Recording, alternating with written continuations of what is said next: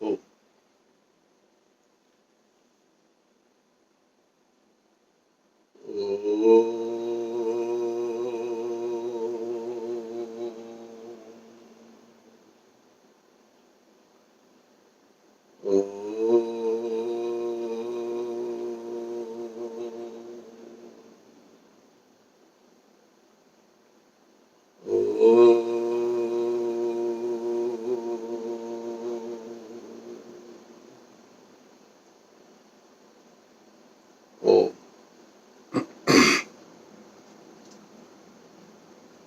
आज का हमारा पारिवारिक संडे प्रवचन का दिन है।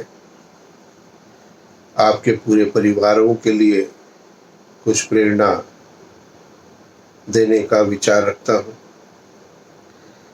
आज का जो विषय है वो विषय है आनंदमय जीवन। प्रत्येक व्यक्ति अपने जीवन में सुख और आनंद को चाहता है।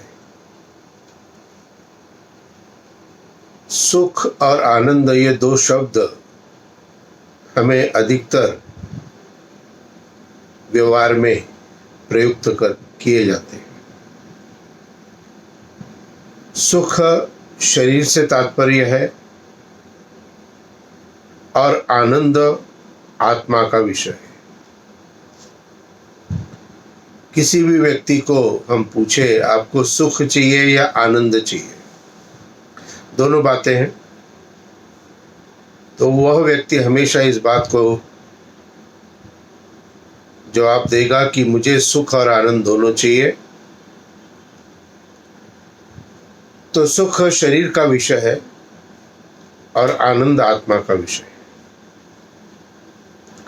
अब यदि सुख प्राप्त करना चाहते हो तो शरीर को सुख प्राप्त हो सकता है, अर्थात आपने अपने श्रम से बहुत अच्छी व्यवस्था अपने घर की है। आपके पास सभी प्रकार के सुख साधन उपलब्ध है और उससे आपको शारीरिक सुख की सारी व्यवस्थाएं आपके पास है। लेकिन व्यक्ति के पास शारीरिक सुख के सभी साधन होते हुए भी उसके अंदर शांति नहीं है और आनंद भी उसे प्राप्त नहीं है। और यह आनंद प्राप्त न होने के कारण उसके पास कितने भी शारीरिक सुख है वह उनका उपयोग और उनका प्रभाव अपने जीवन पर महसूस नहीं करता है। अर्थात एसी चल रहा है फिर भी मन व्यथित है, मन के अंदर में उग्रता है। तो निश्चित तौर पर सुख की कामना जो करते हैं उनको सुख के साथ आनंद की भी कामना करनी चाहिए। और जैसा कि अभी तक के इस वैदिक दृष्टिकोण से हम इतना बात को समझ सके हैं कि व्यक्ति को जो सुख और दुख प्राप्त होता है वह उसके कर्म के फल के कारण है। लेकिन इसके विपरीत भी अधिकतर लोग यह चर्चा करते हैं, जब भी सुख आता है यह कहते हैं कि यह सब मैंने किया है, और जब भी कभी जीवन में दुख आता है, शारीरिक दुख कोई भी प्राप्त हो सकता है, तो शारीरिक दुख जब प्राप्त हो जाता है तो ईश्वर का चिंतन करते हैं कि हे प्रभु तूने ये क्या कर दिया। एक बात को आप निश्चित रूप से अपने जीवन में धारण कर लीजिए, ये सुख और दुख आपके अपने कर्म का ही परिणाम है, और यह कर्म वर्तमान जीवन के भी हो सकते हैं और पूर्व जन्मों के भी हो सकते हैं। और कर्म फल प्रदाता परमात्मा अपनी व्यवस्था से उनका कर्म का फल प्राप्त कराता है। किसके रूप में? सुख या दुख के रूप में। तो जब आप इस बात को जान लेते हैं कि आपके सुख और दुख का कारण आपके किए हुए कर्म है, इसमें ईश्वर का कोई दोष नहीं है। ईश्वर ने केवल मात्र एक व्यवस्था की है और उस व्यवस्था के परिणाम स्वरूप आपको दुख की प्राप्ति हुई है। एक उदाहरण से आपको समझाने का प्रयत्न करता हूं। एक जानवर जिसको आपने देखा होगा, 12 सिंगा जानवर, जिसके सिर के ऊपर सींग बहुत अच्छे होते हैं, काफी फैले हुए सींग होते हैं उसके। तो एक बार 12 सिंगा जानवर जंगल के अंदर एक तालाब में पानी को जब पी रहा था, कहानी है समझने के लिए, तो जब वो पी रहा था तो उसने अपने सींग की परछाई, अपने जो उसके सिर के ऊपर सींग लगे हुए थे, उसकी परछाई पानी के अंदर देखी। जब उसने सींग के अपने देखे अपने सींग, तो उसी समय उसने ईश्वर का ध्यान किया और वो 12 सिंगा क्या कहता है मन के अंदर में, प्रभु का धन्यवाद करते हुए, प्रभु तेरी असीम कृपा, जो तूने मुझे इतने अच्छे सुंदर सींग दे करके मेरे शरीर की सुंदरता को बढ़ा दिया है। प्रभु को याद कर लिया उसने। अब वो जल पी करके जैसे ही बाहर निकलता है तो उसकी निगाह अपने टांगों पर जाती है और 12 सिंगा जानवर की टांगे बहुत पतली होती है। अब पतली पतली टांगे देख करके फिर प्रभु को उसने याद किया और क्या कहा कि प्रभु तूने पतली टांगे दे करके मेरे शरीर की सुंदरता को समाप्त कर दिया। सिंह के लिए ईश्वर का धन्यवाद कर रहा था और पैरों के लिए ईश्वर को दोष दे रहा था कि तूने ये मेरी सुंदरता को समाप्त कर दिया। इतने में क्या होता है कि एक शेर सामने से आता है। अब शेर ने जब 12 सिंगा को देखा तो उसने सोच लिया कि मेरा भोजन अब मुझे प्राप्त हो गया और 12 सिंगा जानवर ने यह विचार किया कि अब मैं मृत्यु का ग्रास बनने जा रहा हूं। दोनों अपने मन के अंदर विचार करते हुए अब 12 सिंगा जानवर ने क्या किया, तेज गति से दौड़ना प्रारंभ कर दिया। पतली पतली टांगे उसकी होने के कारण वह शेर के हाथ नहीं आ रहा था। जिसके लिए ईश्वर को दोष दे रहा था वह उसके जीवन को बचा रहा था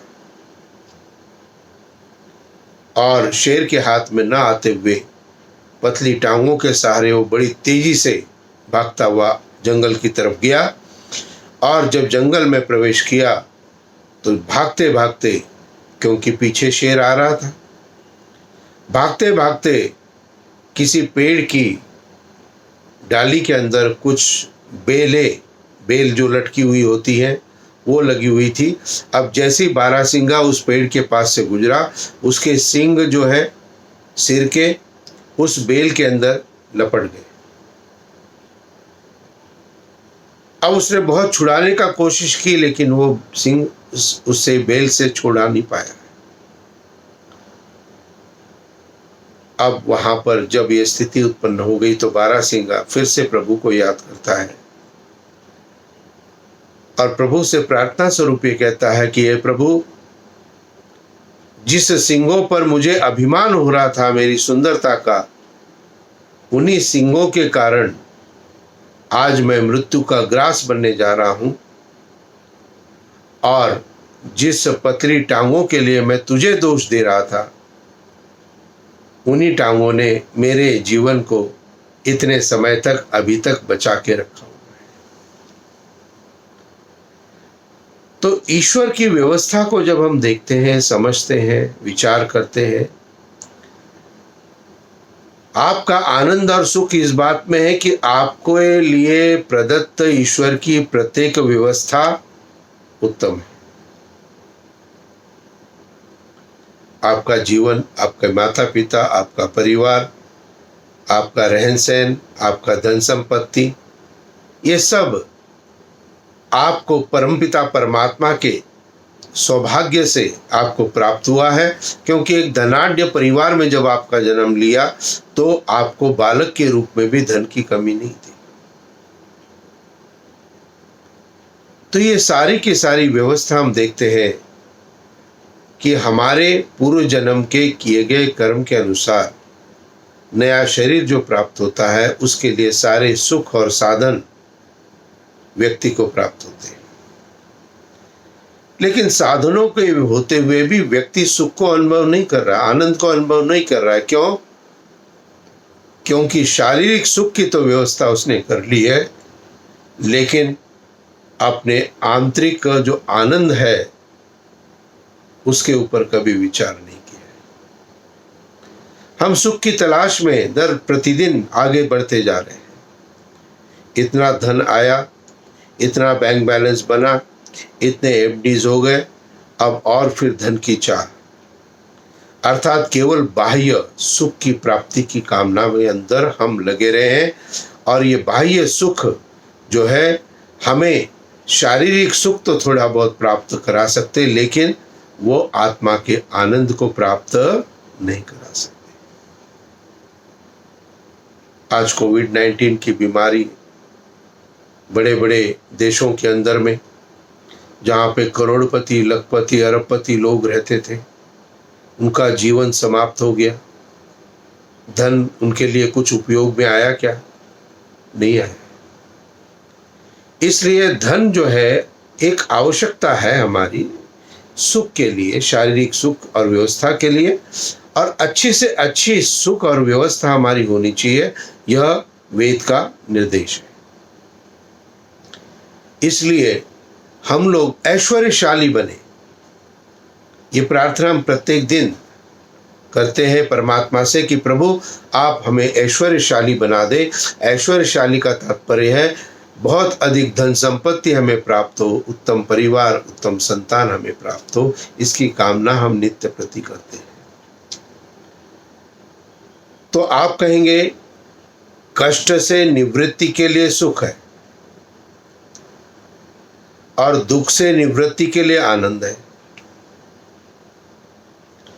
अब शरीर को कष्ट न मिले इसके लिए आपने उस कष्ट के निवारण के लिए शारीरिक सुख के लिए एसी चला दिया, तो कष्ट का तो निवारण हो गया, लेकिन आनंद प्राप्त नहीं हुआ। एसी के कमरे में बैठ करके भी अंदर से व्यक्ति जो है वो आनंदित नहीं है।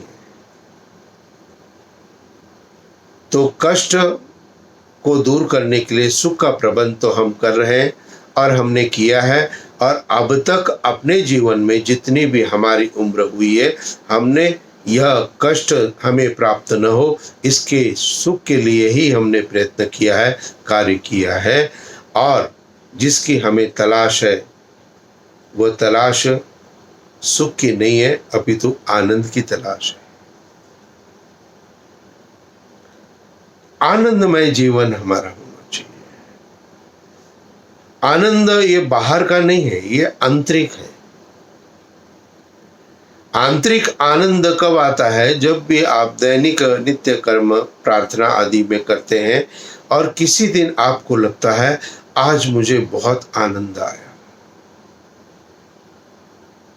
प्रार्थना तो प्रत्येक दिन आप कर रहे हो, लेकिन किसी किसी दिन आपको आनंद प्राप्त होता है। ये शारीरिक सुख की बात नहीं है। शारीरिक सुख की बात होती तो प्रत्येक दिन हम उस शारीरिक सुख के लिए जो भी एयर कंडीशन है, एकांत है, शांतता है, ये सब हम प्राप्त कर रहे हैं रेगुलर एवरीडे। लेकिन हमें प्रत्येक दिन आनंद प्राप्त नहीं हो रहा है। तो ये आनंद जिसकी तलाश हमें है, आनंद जिसकी प्राप्ति की कामना के लिए हमारा जीवन कार्य कर रहा है, तो उसके लिए हमें प्रयत्न करना पड़ेगा। और जहाँ तक हमें सांसारिक व्यवस्थाएं दिखाई देती है, ये सभी सुख के लिए है, कष्ट के निवारण के लिए है, और आनंद की प्राप्ति के लिए ये आत्मा का विषय होने के कारण आत्मा को जो भी कुछ प्राप्त करना है वह आत्मा हम सब के अंदर है। उस आत्मा को आनंद की प्राप्ति केवल मात्र परमपिता परमात्मा की समीपता ही दिला सकता है। अब आप कहेंगे कि हम तो नित्य प्रति यज्ञ करते हैं, नित्य प्रति हम प्रार्थना करते हैं, लेकिन आनंद तो प्राप्त नहीं हो रहा है हमारा। कभी आपने इस बात पर विचार किया है? और इस विचार के साथ कभी आपने इस बात के ऊपर अपने कर्तव्यों को करने का प्रारंभ किया है कि मेरे को जो आनंद चाहिए वह आनंद मुझे प्राप्त क्यों नहीं हो रहा है, उसके कारण क्या है, और उन कारणों को मैं दूर करने का एक प्रयत्न अपने जीवन में करना प्रारंभ करूं। हम एक प्रक्रिया को नित्य प्रति कर रहे हैं। तो आनंद प्राप्ति के लिए जो हमें अंदर प्राप्त करना है, अब अंदर क्या है? अंदर हमारे अच्छाई भी है और बुराई भी है। अंदर हमारे क्या है? पवित्रता है, शुद्धता है, और गंदगी भी भरी हुई है। और हम चाह क्या रहे हैं? हम चाह रहे कि वह परमपिता परमात्मा मेरी आत्मा की समीपता की प्राप्त करके उस आत्मा को आनंदमय बनाए। आत्मा के अंदर जो आपके दोष है, जिसको कि हम दुर्गुणों का नाम देते हैं, कि बुरे गुण जो भी व्यक्ति के अंदर है, ये उसके अंदर की व्यवस्था है। शरीर बहुत सुंदर है, बाहर से कपड़े भी अच्छे पहने हैं, लेकिन अंदर की सोच, अंदर के बुरे गुण हमारे अंदर है। और दुर्गुण काफ़ी सारे हो सकते हैं, लेकिन मैं मुख्यतः 2 दुर्गुणों की चर्चा हमेशा सबको करता हूँ कि यदि उस ईश्वरीय आनंद को यदि प्राप्त करना चाहते हो, तो आप अपने जीवन के अंदर क्रोध को नियंत्रित करना प्रारंभ करें, और आप अपने जीवन में अहंकार को भी नियंत्रित करना प्रारंभ करो। ये क्रोध और अहंकार की अत्यधिकता ही आपके जीवन का मुख्य दोष है। कभी आप एनालाइज करना एकांत में बैठ करके अपने जीवन को, तो आपको पता लगेगा ये चीज मेरे अंदर नहीं होती, अत्यधिक क्रोध, या मेरे अंदर मैं की भावना अधिक बलवान नहीं होती, तो शायद मेरा जीवन आनंद में होता है। तो क्या करना है आपको? आपको आनंद की प्राप्ति के लिए प्रयत्न करना है। और उस प्रयत्न के लिए सबसे पहला कार्य है कि आपके अंदर कोई भी बुरा गुण यदि आपको प्रतीत होता है, महसूस होता है, आप जानते हैं, उसको नियंत्रित करना प्रारंभ करो। बैलेंसिंग उसकी होनी चाहिए, अनबैलेंस नहीं होना चाहिए। कोई भी चीज जो भी बैलेंसिंग है वह तो गुण प्रदान कर सकती है, और जो अनबैलेंसिंग है वह आपको हानि प्रदान करती है। हमारे पास लाखों रुपए हैं और हम उस लाखों रुपयों से आटा खरीद सकते हैं, और हम रोजाना 500-500 रोटी भी खाने की शक्ति, हमारे सामर्थ्य हमारे पास धन की है। लेकिन अनबैलेंस यदि रोटी खाएंगे तो शरीर के स्वास्थ्य के लिए नुकसानदेह है, और यदि बैलेंस रोटी खाएंगे तो शरीर के लिए सुखदायी है। ठीक इसी प्रकार से आप जिन्हें दुर्गुण मानते हो, वो शायद आपके जीवन की एक आवश्यकता भी हो सकती है। आपको कंट्रोल करना है कहीं पर भी, आपको कहीं पर भी आपको वातावरण के अंदर में नियंत्रण करना है, डिसिप्लिन मेंटेन करना है माता पिता को, बच्चों के प्रति, तो क्रोध को आना स्वाभाविक है, आवश्यक भी है, लेकिन अनबैलेंस नहीं करना है। और सबसे पहली कमी जो हमारे अंदर है वो है हमारे क्रोध और अहंकार का अनबैलेंस होना। जब भी समय मिलता है बस हम शुरू हो जाते हैं, कुछ विचार नहीं करते। क्यों? क्योंकि जब भी क्रोध आता है बुद्धि का नाश हो जाता है।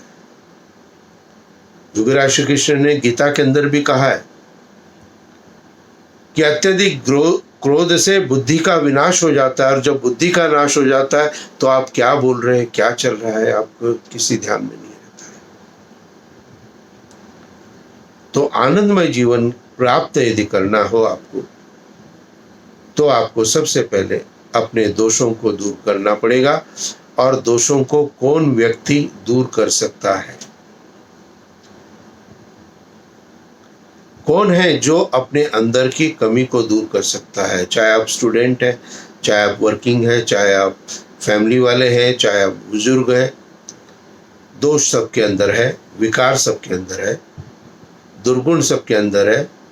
लेकिन कौन है वह व्यक्ति, कौन है वह स्टूडेंट जो अपने विकारों को दूर कर सकता है? तो निश्चित रूप से आपके अंदर की सोच विचार कि मेरे अंदर यह दुर्गुण है, यह सोच विचार ही आपके उस दुर्गुण को दूर करने के लिए प्रयत्न करा सकती है। अर्थात हम इस बात को अपने अंदर मान ले कि मेरे अंदर में क्रोध अधिक है। आप इस बात को मान ले कि मेरे अंदर अहम की भावना है। आप इस बात को मान ले कि मैं दूसरों की निंदा हर जगह करता रहता हूं। तो जो भी कमी आपको लगता है कि मैं झूठ यदा कदा बोलता हूं, तो उसको सबसे पहले अपने जीवन को विश्लेषित करते हुए आपको अपने अंदर उस बात को मानना है। और जब आप मान लेंगे, समझ लीजिए आपके दुर्गुण अब थोड़े समय में निकलने वाले हैं, खत्म होने वाले हैं। आप कहेंगे प्रयत्न तो नहीं किया अभी, लेकिन जिस क्षण आप अपने दुर्गुणों को दूर करने का संकल्प अपने अंतःकरण में करते हो, मन में करते हो, आत्मा में विचार में करते हो, बुद्धि में करते हो कि ये प्रभु मेरे अंदर इस विकार को मुझे दूर करना है, समझ लीजिए आपके साथ ईश्वरीय शक्ति जुड़ जाती है। 50% काम आपका होगा। ईश्वरीय शक्ति फिर आपको प्रेरणा देती है। ईश्वरीय शक्ति फिर आपको गाइडेंस करती है। अभी क्यों ईश्वरीय शक्ति मेरे साथ नहीं है और क्यों मैं अपने दुर्गुणों को दूर नहीं कर पा रहा हूं? क्योंकि मैंने उसको अपने अंदर होना है, मेरे अंदर है ऐसा माना नहीं, और उसके साथ साथ इसको दूर करने का मैंने विचार नहीं किया। तो दो बातें दुर्गुणों को दूर करने के लिए, सबसे पहले उस बात की स्वीकृति आपको अपने अंदर करनी चाहिए कि मेरे अंदर यह दुर्गुण है और इसको मुझे दूर करना है। और दूसरी बात है, उसको दूर करने का संकल्प आपको प्रत्येक दिन करना पड़ेगा। ये कोई चंद घंटे का समय नहीं है कि आपने सोच लिया 1-2 घंटे में हो गया। अभ्यास अभ्यास अभ्यास अभ्यास और अभ्यास। प्रातःकाल जब सो करके उठते हैं, भूमि पर पैर रखने से पहले एक बार उस प्रभु को, परमपिता परमात्मा को मन के अंदर स्मरण करो, गायत्री मंत्र को मन के अंदर पाठ करो और उसी समय विचार करो कि प्रभु आज मैं दिन भर अत्यधिक क्रोध नहीं करूंगा। प्रातः समय आप इस बात का संकल्प करें कि मैं आज अहम की भावना का त्याग करूंगा। जब आप प्रातःकाल इस संकल्प के साथ चलना प्रारंभ करोगे, तो प्रातः से प्रारंभ के दिनों में शायद वह संकल्प आपका 10 से 11-12 बजे तक कार्य करेगा। शायद उसके बाद हो सकता है कि टूट जाए, लेकिन धीरे धीरे आप ये देखेंगे कि प्रत्येक दिन जब मैं संकल्प ले रहा हूं, तो ये जो पहले मैं 10 बजे ब्रेक होता था, अब ये 12 बजे ब्रेक होने लग गया दोपहर में, अब ये 2 बजे ब्रेक होने लग गया है, अब ये 4 बजे ब्रेक होने लग गया, अब ये शाम को 6 बजे तक मेरी व्यवस्था बन जाती है। ये व्यवस्था शाम तक कैसे बन गई? ये आपके प्रत्येक दिन संकल्प के कारण बनी है। हम जीवन में क्या पहनना है, क्या खाना है, सुबह से शाम तक इस बात का विचार हमारे अंदर होता है। लेकिन हमारे अंदर इस बात का कभी विचार हम नहीं करते कि हमारे अंदर जो बुराई है, जो दुर्गुण है, उसको हम किस प्रकार से दूर करें। तो अंदर आनंद प्राप्त करना है आपको, उसके लिए आपको अपने दुर्गुणों को दूर करना पड़ेगा। दूसरी बात जो अधिकतर विद्यार्थियों, स्टूडेंट्स और बच्चों के अंदर में और आपके जो बड़े हैं उनके अंदर भी पाई जाती है, वो है दुर्व्यसन, बुरी आदतें, बुरे गुण और बुरी आदतें। अब बुरी आदतों की डेफिनेशन क्या है? कौन सी आदत है जो कि बुरी है? तो एक सीधी सी एक लाइन में डेफिनेशन आप सभी बच्चों को ये देता हूं कि एक लाइन की डेफिनेशन है, वह आदत जो मेरे स्वास्थ्य के लिए ठीक नहीं है, वह मेरे लिए दुर्व्यसन है, बुरी आदत है। कई परिवारों के अंदर मैं जाता हूं, बच्चे होते हैं, पूछता हूं कि बच्चों बताओ, प्रातः काल जल्दी उठना अच्छी आदत है या बुरी आदत है? क्या उत्तर देते हैं? अच्छी आदत है। लेकिन क्या वो उठते हैं क्या सुबह जल्दी? नहीं उठते। तो आपके जो खान पान की, सोने की व्यवस्थाओं की आदतें हैं, उनको ठीक करना प्रारंभ। चाहे हम किसी भी उम्र में हो, चाहे हम किसी भी एज के अंदर हो, हमारी आदतें सही होनी चाहिए। यदि हमारी आदतें यानी दुर्व्यसन हमारे अंदर है, तो भी आपको आनंद की प्राप्ति जीवन में नहीं होने वाली है। इसलिए दुर्व्यसनों को भी दूर करना है, बुरी आदतों को भी दूर करना है। और इसके लिए क्या करना पड़ेगा आपको? सिंपल तरीका मेरे पास में है। आपको अपने जीवन के लिए नियम बनाने पड़ेंगे।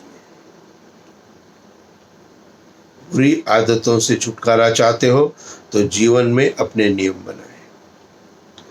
नियम के अंतर्गत आपको सुबह कितने बजे उठना है, उसका आपका एक फिक्स नियम होना चाहिए बच्चों। अधिकतर बच्चों का कोई नियम नहीं है। कभी 6 बजे उठेंगे, कभी 8 बजे, कभी 10, कभी 12। कई बच्चे तो विद्यार्थी 2-2 बजे तक उठते हैं, मुझे उनके पेरेंट्स बताते हैं। और मैं उन्हीं से पूछता हूँ कि बेटा इतनी देर तक सोना अच्छी आदत है या बुरी आदत है? बुरी आदत है। क्यों इतनी देर तक सोते रहे? कारण कि रात को समय जब सो रहे थे, बस मैंने मोबाइल अपने हाथ से नहीं छोड़ा, मैंने कंप्यूटर अपने हाथ से नहीं छोड़ा है, मैंने टीवी अपने हाथ से नहीं छोड़ा है। रात को 9 बजे के बाद में यदि आप मोबाइल को छोड़ दें, टीवी को छोड़ दें, कंप्यूटर को छोड़ दें, तो क्या हो जाएगा? आनंदमय जीवन की तरफ हम चलना प्रारंभ करेंगे। जो सोर्स है हमारी बुरी आदतों के लिए, उसको हमें ध्यान से बैलेंसिंग करना है। सुबह उठने के साथ ही सबसे पहले फोन, सबसे पहले मैसेजेस। हमें करना क्या चाहिए? सुबह उठ के स्नान आदि नित्य कर्म सबसे पहले करने चाहिए, और फिर उसके बाद आराम से बैठ करके देखना चाहिए कि हाँ भाई किसके क्या क्या मैसेज आ गए। तो सुबह उठ करके स्नान आदि जल्दी कर लिया, प्रभु को भी ध्यान कर लिया। अब इसके बाद में अब संसार में आ जाओ। पहले अपनी व्यवस्था तो देखो ना।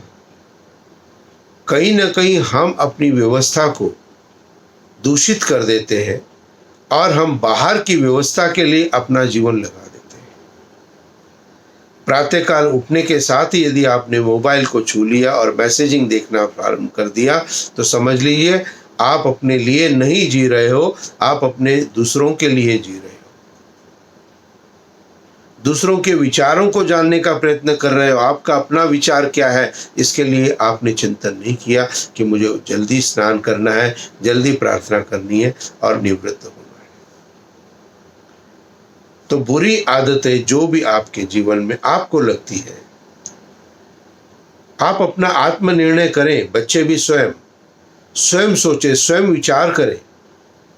माता पिता को उन्हें कहने की क्या आवश्यकता है? कोई आवश्यकता नहीं है।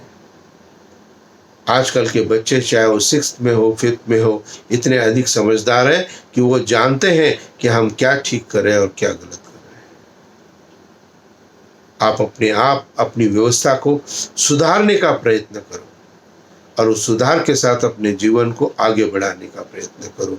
तो आपका नियम दुर्व्यसनों को दूर करने के लिए, ये सबके लिए है, आप सबके लिए, क्योंकि आज का विषय आनंदमय जीवन है, ये सभी के लिए।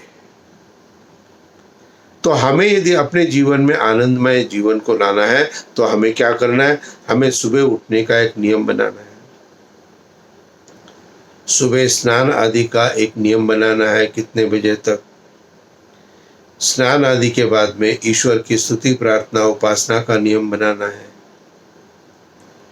फिर उसके बाद स्वाध्याय का एक नियम बनाना है। ये 4 चीजें आपकी 1 2 3 4 कनेक्टेड होंगी एक दूसरे के साथ। उठ करके स्नान आदि करके फिर ईश्वर की स्तुति, प्रार्थना, उपासना और फिर स्वाध्याय। तो सुबह जल्दी उठना, फिर उठने के साथ ही स्नान आदि नंबर 2, और फिर उसके बाद ईश्वर से प्रार्थना नंबर 3, और उसके बाद स्वाध्याय नंबर 4। उसके बाद आप फ्री हो। अब आप सांसारिक व्यवस्था में आ गए, कोई परेशानी तो नहीं है, एक व्यवस्था की बात है। लेकिन इस व्यवस्था को यदि हम अपने जीवन में नहीं करते हैं तो हमें आनंद की प्राप्ति नहीं होती। स्नान करने नहीं गए, उधर से माँ चिल्ला रही है, पिता चिल्ला रहे हैं, एक दूसरे को हम क्यों कह रहे हैं कि भाई अभी तक नहाए नहीं आप। इन सब परिस्थितियों से आपको बाहर निकलना पड़ेगा। आनंदमय जीवन के लिए अपने लिए नियम बनाना है और प्रातःकाल उठने के साथ ही इन 4 चीजों का नियम आपके जीवन में होना चाहिए। प्रातःकाल की व्यवस्था में, दोपहर की व्यवस्था में आपका लंच का, दोपहर के भोजन का समय लगभग निश्चित होना चाहिए। आधा 1 घंटा इधर उधर हो जाए कभी परिस्थिति में तो कोई बात नहीं है। सायंकाल आपका प्रार्थना का एक नियम आपको बनाना चाहिए कि सायंकाल की प्रार्थना भी हो। 1 जून का मेरा जो वीडियो है उसमें सायंकालीन प्रार्थना लगभग 20 मिनट की मैंने पूरा अपना ऑडियो किया है, जो मैं नित्य प्रति करता हूँ। आप भी उस वीडियो के साथ स्वयं करना प्रारंभ करें। 1 जून 2020 का मेरा वीडियो है, सायं की प्रार्थना, ये इसका हेडिंग है। तो शाम के समय ईश्वर का ध्यान करें और शाम का भोजन का समय भी अपना निश्चित करें, और भोजन के समय के बाद रात्रि में शयन का, सोने का भी समय निश्चित करें। इस निश्चित समय में 30 मिनट्स का प्लस माइनस आप बैलेंसिंग रख सकते हैं कि हाँ चलो किसी कारण से कभी हो गया आता है, 10-15 मिनट ऊपर हो गया, पीछे हो गए, कोई बात नहीं। आपको अपने जीवन को थोड़ा फ्लेक्सिबल भी बनाना है, प्रेशर नहीं लेना है, क्योंकि फिक्स टाइम होता है तो प्रेशर होता है। अगर आधा घंटे के स्पैन का बैलेंसिंग प्लस माइनस है तो फिर उसका प्रेशर नहीं होता है। तो यदि आनंदमय जीवन चाहते हो कि हर समय आपके जीवन के अंदर आपको आनंद प्राप्त हो, तो आपको क्या करना है? आपको अपने जीवन के अंदर में उस आनंद की प्राप्ति के लिए आपको अपने अंदर के विकारों को दूर करना है। तो दुर्गुण को दूर करिए, दुर्व्यसनों को दूर करिए। ये 2 चीजें आवश्यक है, क्योंकि जब तक अंदर की शुद्धता नहीं होगी तब तक आपके जीवन में सुख, शांति, समृद्धि आपको प्राप्त नहीं हो सकती है। इसलिए आपके लिए आवश्यक है कि आप अपने जीवन के अंदर में उस सुख को प्राप्त करने का एक प्रयत्न करें, उस आनंद को प्राप्त करने का एक प्रयत्न करें, और उस आनंद के माध्यम से अपने जीवन को उन्नतमय बनाने का एक प्रयत्न प्रारंभ करें। अंदर की स्वच्छता, अंदर की समीपता बहुत आवश्यक है। और इसीलिए जब तक हम अपने अंदर के विकारों को दूर नहीं करेंगे, तब तक हम अपने जीवन के अंदर में उन सभी बातों को प्राप्त करने में समर्थ नहीं होंगे जिसकी हमें प्राप्ति की कामना है। तो आपको अपने व्यक्तिगत जीवन के अंदर अपने आंतरिक दोषों को दूर करना पड़ेगा। तो तभी आपको शारीरिक सुख की जो व्यवस्था आपके पास है वो तो आप प्राप्त कर ही रहे हो, लेकिन आनंद जो अभी तक हमें प्राप्त नहीं हुआ है उसके लिए हम कार्य करना प्रारंभ कर सकते हैं। अंदर स्वच्छता आवश्यक है। आपके घर के अंदर बहुत सुंदर आपका घर हो सकता है, बहुत सुंदर आपके घर की व्यवस्था हो सकती है, और उस सुंदर घर की व्यवस्था के अंदर में आपका जो एक ड्राइंग रूम होता है वो बहुत सुंदर बना होता है।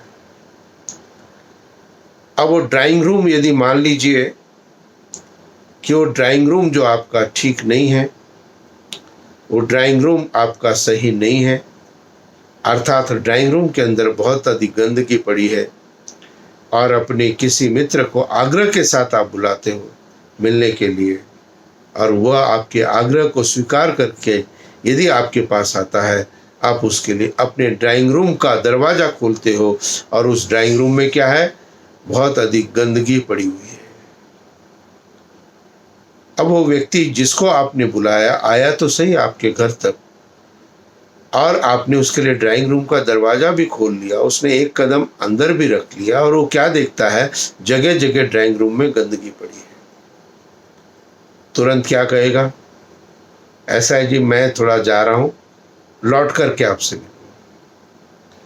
आपने बहुत आग्रह से जिसको बुलाया वो व्यक्ति आपके दरवाजे तक तो आया है, लेकिन उसने जब आपके ड्राइंग रूम की गंदगी देखी तो उसने वहाँ पर अपना बैठना उचित न समझा। यह एक साधारण व्यक्ति की कल्पना है। जब साधारण व्यक्ति भी गंदगी के पास बैठना पसंद नहीं करता है, हम स्वयं भी कभी गंदगी के पास बैठना पसंद नहीं करते, तो हम इस बात को कैसे विचार करें कि हमारे जीवन के अंदर में, हमारे अंदर उस परमपिता परमात्मा की समीपता हमारे आत्मा को प्राप्त हो, यदि हमारे आत्मा के अंदर गंदगी भरी हुई है। ज़्यादा नहीं है कुछ भी, इस बात को निश्चित कर लीजिए, घबराना नहीं है। खाली जो मैंने आपको समझाया है, अपने बुरे गुण जो आपके अंदर है, काम और क्रोध, हाँ, ये मुख्य होते हैं। बाकी अन्य भी कोई आपको लगता है उसको थोड़ा बैलेंस करना प्रारंभ करो, और अच्छे विचारों के साथ अपनी बुरी आदतों को जो आपके स्वास्थ्य के लिए ठीक नहीं है, जो आपके हिसाब से ठीक नहीं लगती, जो आपके माता पिता के हिसाब से ठीक नहीं लगती, वो सभी अपने जीवन में दूर करने का प्रयत्न करो। तो यदि आप विद्यार्थी है, यदि आप स्टूडेंट्स हैं, तो भी आपको अपने जीवन में एक प्रयत्न करना चाहिए। कल सोमवार यानी कि 15 तारीख से एक सप्ताह शनिवार तक मेरे जो 6 दिन की रिकॉर्डिंग आपके लिए आएगी, वो आएगी स्टूडेंट्स नॉलेज के लिए आएगी। जो भी कोई स्टूडेंट्स है जो पढ़ रहे से तात्पर्य है जो अपने स्कूल की एजुकेशन ले रहे हैं, और जो बच्चे अपने कॉलेज में एजुकेशन ले रहे हैं, और जो एजुकेशन लेके नौकरी कर रहे हैं, और जिन्होंने नौकरी करते हुए जिनका विवाह भी हुआ है, ऐसे सभी के लिए, that means up to age of 40 years, 40 वर्ष तक के लिए आपको अपने जीवन में क्या क्या प्राप्त करना है, ये मेरा विषय अगले सोमवार से यानी कल से आपको प्राप्त होगा। एक सप्ताह यानी शनिवार तक स्टूडेंट्स उपदेश, प्रवचन फॉर स्टूडेंट्स, तो ये मेरे शीर्षक होगा, और उसमें मैं 6 दिन तक आप सभी बच्चों से चर्चा करूंगा। कभी आपको बच्चों लगता है कोई भी चीज़ है जो आपको पूछनी हो, जो आपके अंदर कहीं भी संशय हो, तो आप मुझे कभी भी फ़ोन करके मुझे पूछ सकते हैं। और यह आपका और मेरा जो वार्तालाप होगा ये कहीं बाहर किसी को मैं स्पष्ट नहीं करूँगा। इस बात को सभी बच्चे आश्वस्त रहें। इसलिए नॉलेज को गेन करना आप सभी के लिए अच्छा है। तो आज का यह जो प्रवचन, जो आनंदमय जीवन हम सबको प्राप्त करना है, इस आनंदमय जीवन का जो उद्देश्य है वो हम सभी अपने जीवन में प्राप्त करते हुए आगे चलें और अपने जीवन को आनंदमय बनाने के लिए अत्यधिक क्रोध, अत्यधिक अहंकार का त्याग करें और अपने दैनिक दिनचर्या की नियमावली आप अपनी बनानी प्रारंभ करें। बैलेंसिंग लाइफ हो और उसके साथ आप अपने जीवन में आगे चलें। जिन्होंने मेरा चैनल सब्सक्राइब कर लिया है, मैं उनको बहुत अधिक अपने हृदय से शुभ आशीर्वाद प्रदान करता हूँ। और जिन्होंने अभी तक मेरा चैनल सब्सक्राइब नहीं किया है, उनसे आग्रह है कि आप चैनल को सब्सक्राइब जरूर करें, जिससे मेरे आगे के वीडियो भी आपको अपडेट से मिलते रहेंगे।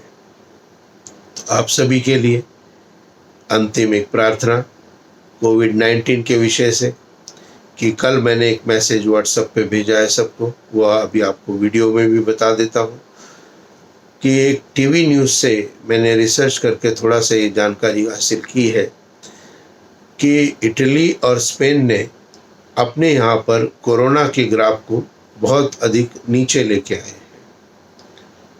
और वहाँ पर एक ही चीज़ को उन्होंने ज़्यादा बाय फोर्स सबको एजुकेट भी किया है। बाय लॉ भी उन्होंने कहा है कि हर एक कोई व्यक्ति, जो भी कोई घर से बाहर है, वह अपने लिए मास्क का प्रयोग 100% करे।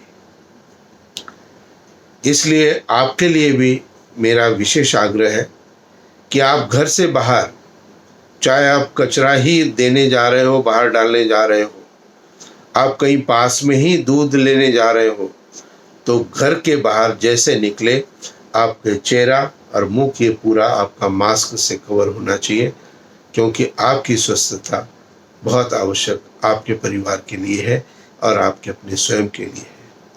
इसलिए ज़्यादा इसमें नहीं रखना कि मैं थोड़ी इस जगह जा रहा हूँ, मैं अभी आ जाऊँगा, मुझे ज़रूरत नहीं है, मैं संभाल लूँगा। नहीं, आपको 100% मास्क का यूज़ करना है यदि आप घर से थोड़ा भी बाहर स्टेप आउट करते हो। और इस बात का मैं आपको अनुरोध नहीं कर रहा हूँ, इस बात की मैं प्रार्थना नहीं कर रहा हूँ, मैं आपको इस बात का ऑर्डर कर रहा हूँ। और मैं आशा करता हूँ आप मेरे ऑर्डर को ज़रूर मानेंगे और मास्क का 100% आप प्रयोग करना प्रारंभ करेंगे। इति ओम शांति शांति शांति।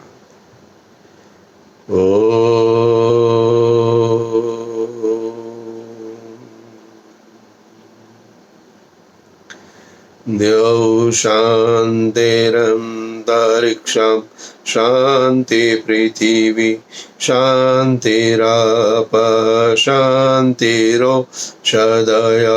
शान्तिः वनस्पतयः शान्तिर्विश्वे देवाः शान्ति ब्रह्म शान्ति सर्वम् शान्तिः शान्तिरेव शान्ति सामा शान्तिरेधि।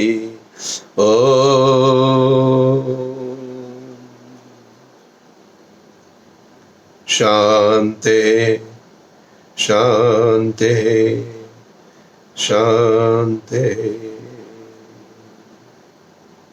आप सभी को, परिवार के सभी सदस्यों को शुभ आशीर्वाद मेरा है और आप स्वस्थ रहे, उत्तम बने रहे, अपने जीवन में आगे बढ़ने की प्रेरणा को प्राप्त करते रहे और उस प्रभु के आशीर्वाद को नित्य प्रति अपने जीवन में प्राप्त करते रहे। इसी कामना के साथ आप सबके लिए मैं प्रार्थना करते हुए अपनी वाणी को विराम देना चाहता हूँ। परिवार में जितने भी आपके मोबाइल हैं, उन सभी मोबाइल में मेरे चैनल को सब्सक्राइब जरूर करें। चाहे आपके घर में 2 मोबाइल है, 3 है, 4 है, जितने भी मोबाइल है, सब पर मेरे चैनल को सब्सक्राइब करें। जिसका भी जो मोबाइल है उसको मेरे प्रवचन, मेरी थोड़ी सी बात उनके अपने आप यूट्यूब के अंदर उनको नज़र आएगी। तो आपको उनको विशेष कहने की आवश्यकता नहीं पड़ेगी, मैं डायरेक्टली उन तक पहुंच सकता हूं यदि आपने उनके फ़ोन पर मेरे चैनल को सब्सक्राइब कर दिया है। इति ओम शांति शांति शांति। नमस्ते।